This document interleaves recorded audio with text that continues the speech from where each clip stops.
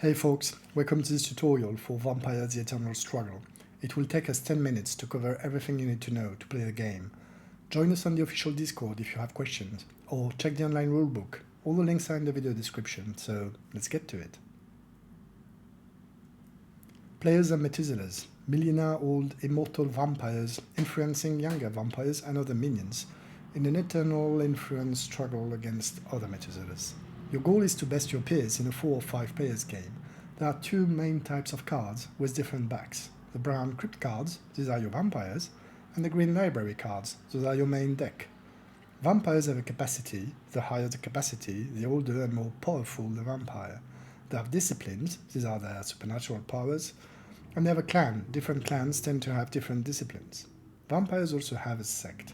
They can be independent, or a member of the Camarilla, a strict society that has been the main establishment for centuries, or Anarch, a more recent group of vampires that have rebelled against the old order. You start with 30 pool, 7 library cards in your hand, and 4 crypt cards uncontrolled. You can look at those cards, but they're hidden from your opponents. At the end of your turn, you have 4 transfers to influence vampires. Use a transfer to put a pool on an uncontrolled vampire. If you reach their capacity, they become controlled and are put into play. Your pool is both your life and a currency. You need to invest it in minions, but if you lose your last pool, you are ousted from the game. You leave the table and the game continues without you. During each Methuselah's turn, their minions lock to do actions. Actions can be blocked by the opponent's unlocked minion.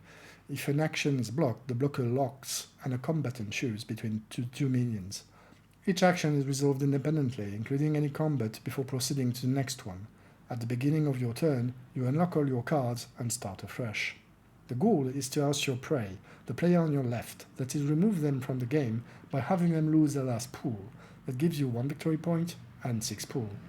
Being the last player standing also gives you a victory point. You need more victory points than your opponents to win the game. In your library you have 5 types of cards that are played at different times. Master cards are the only cards you play. For the other types, it's one of your minions playing them. You only get to play 1 master card per turn at the beginning of your turn. Actions are what your minions do. A minion must lock to attempt an action. And all actions can be blocked, but not by anyone. If the action targets an opponent, it is directed against them, and only they can attempt to block. Otherwise, it's undirected, and your prey, the player on your left, then your predator, the player on your right, can attempt to block. Don't forget, a minion needs to be unlocked to attempt to block. Modifiers can only be played by the enacting minion to improve their action, for example to get stealth. Your other minions cannot play a modifier, only the acting one. Reactions are played when it's not your turn and someone else is acting to hinder their action, for example to get intercept. You need to be unlocked to play a reaction card, and you need as much intercept as the acting minion has stealth to block their action. Modifiers and reactions can have a number of effects. It's not just about stealth and intercept. If an action is blocked, there's a combat between the acting and blocking minions. In combat, both players only play combat cards. We'll get into how a combat works later.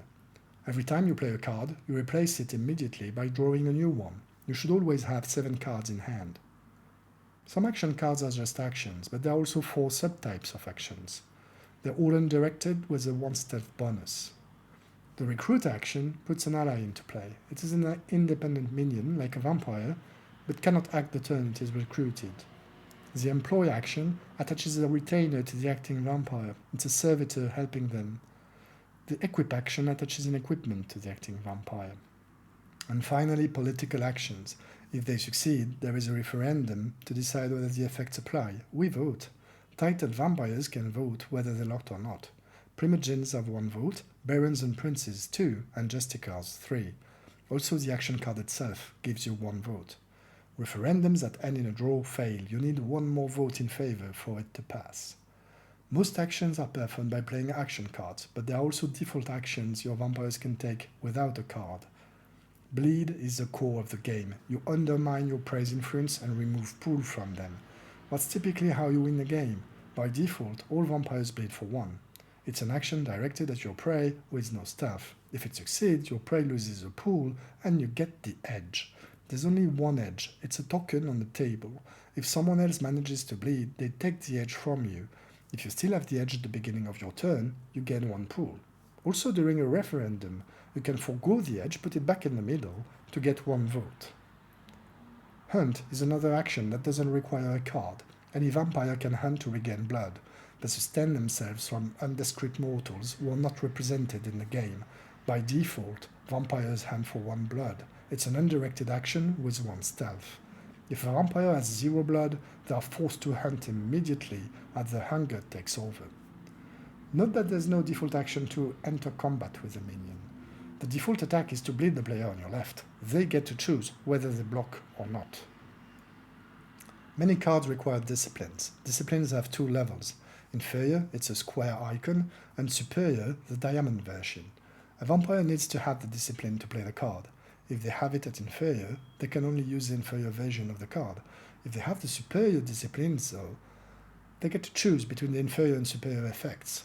Some cards cost blood. The vampire playing the card pays. If you cannot pay the cost, you cannot play the card. You pay the cost when you play the card, except for actions. Their cost is paid if and when they succeed, that is, if they're not blocked.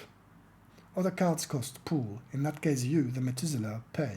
And some cards have clan requirements. Only a vampire of that clan can play them.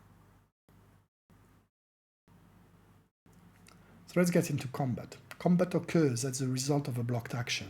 It is a series of rounds. In each round, you start at close range by default, but both players can play maneuvers if they have them.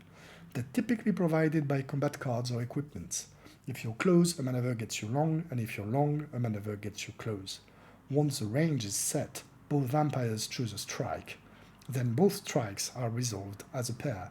The default strike that does not require a card or weapon is a hand strike that does strength damage at close range. And vampires all have a default strength of 1. If the range is long, this hand strike does no damage. But often you'll try to use combat cards that provide you with more interesting strikes or weapons. Some strikes are purely defensive. A dodge avoids the opponent's strike, and a combatant immediately stops the combat before any damage is done. There are 2 types of damage, normal and aggravated. Vampires mend normal damage with their blood. For each point of damage, they lose 1 blood. If they have no blood to mend the damage, they don't simply die. Vampires are robust, immortal creatures. Killing them is not easy. If they take too much damage, they go in a hibernation state called torpor. Aggravated damage, on the other hand, is deadly to vampire. Typically the sun, fire, and supernatural weapons. It cannot be mended. The vampire goes to torpor directly without paying blood upon the first point of aggravated damage. Any additional damage is paid with blood. And in case there's too much aggravated damage and not enough blood to pay, the vampire is destroyed. Some cards provide additional strikes. They are played after the previous pair of strikes is resolved. Then you go through it again. The combat normally stops at the end of the round, but both minions can try to press. Presses work the same way as maneuvers do. One can press to continue, and the other can press to cancel the first one and get the combat to stop. A vampire in torpor cannot do much. They can vote, can fight, can play reaction cards, and the only action they can perform is to leave torpor. Leaving torpor is an undirected action at 1 stealth that costs 2 blood. Another ready vampire can rescue them. It also costs 2 blood, but the cost can be shared or paid by the target. It's an undirected action at 1 stealth if you control both vampires. Finally, another ready vampire can diablerize a vampire in torpor. It is a directed action, and if it succeeds, the acting vampire takes all the blood and equipment on the target and destroys them. But diablerie is frowned upon in the vampiric society. A blood hunt referendum is immediately conducted. It is a vote, and if it passes, the diabolist is put to death. The acting vampire is destroyed too. So make sure you have the necessary votes to survive before you go on to diablerize someone. You start your turn by unlocking all cards. You can play 1 master card. Then your minions can act. That's the main phase of the game. Each action is resolved independently before moving to the next one. When a minion attempts an action, they lock. There's always an opportunity for your opponents to block an action. If the action is directed at an opponent, only they can attempt to block. If it's undirected, your prey on your left and your predator on your right can try to block. During an action, you can play modifiers and your opponents can play reactions. Only an unlocked minion can attempt to block or play a reaction card. They need as much intercept as your stealth to block you. If they manage to block, a combat ensues. That's the only moment where you get to play combat cards. Once you're done with all your actions, you can transfer up to 4 pool to your minions in your uncontrolled region and get them into play when you reach their capacity. Finally, you can discard 1 card. Of course, you replace it immediately, like you replace any card you play during the game. That's it, this should be enough to get you through your first game. I left a few things out, but nothing you cannot learn while playing. If you're curious or have questions after your first games, stay tuned for a follow-up video where I'll go through all those details.